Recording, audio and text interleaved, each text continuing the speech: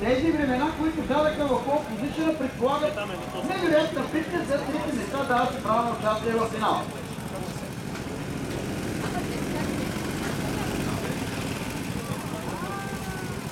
Така нашите комисари е добре да обяснят на всички състезатели действия на светлината орето, след гасването на червените светлини, тогава се дава начало на 5 двигателни обиколки, да не чакат зелен семафор. Такъв трябва да има. 5 червени светлини изкасват и тогава се дава начало на състезанието от 5 обиколки.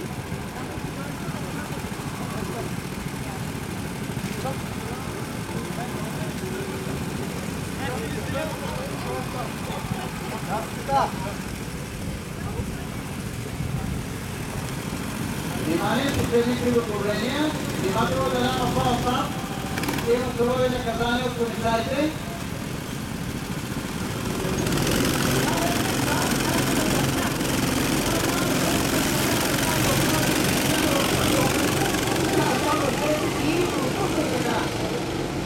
Подробната условия да стартира по-добре, трябва да се вмесва в проекта сега, така минавате при първите трима.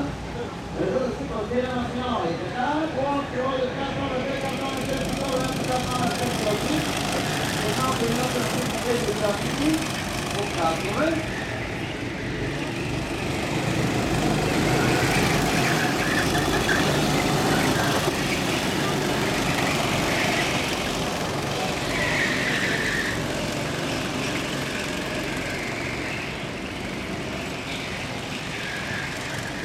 Първо отново, този ефект, няма разтърсване на колоната, както ми казвам, ще бъде страхотно.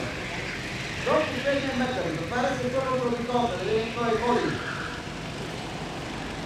Така, това е 2, 3 танки.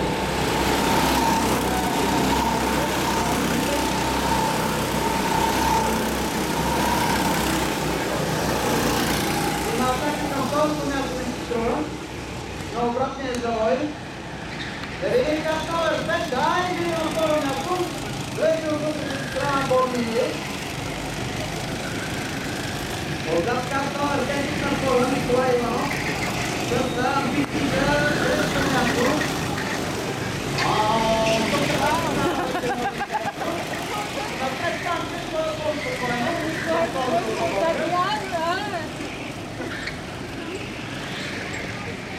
ето как камер вече мина вече третия, ако не се лъжа, да. Ама той аз как го изпуска? Той червената панелка, не знам кога му го удариха 2 пъти и реши, че не е нужно да такива. Това е валката, кой е червената панелка? Не ме по това нещо така. Не говори.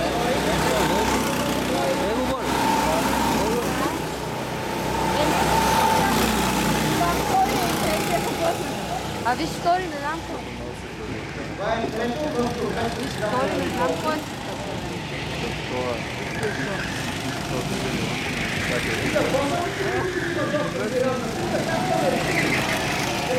Това е лук. Е 5 минути.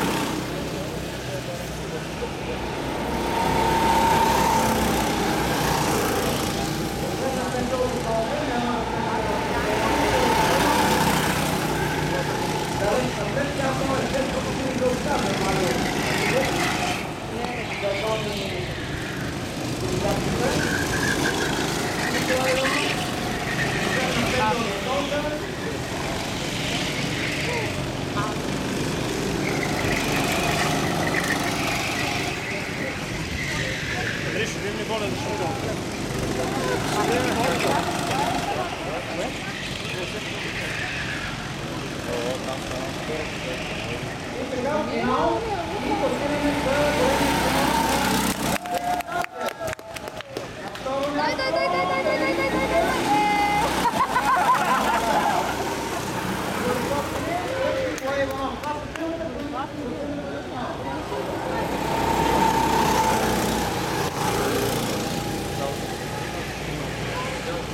No?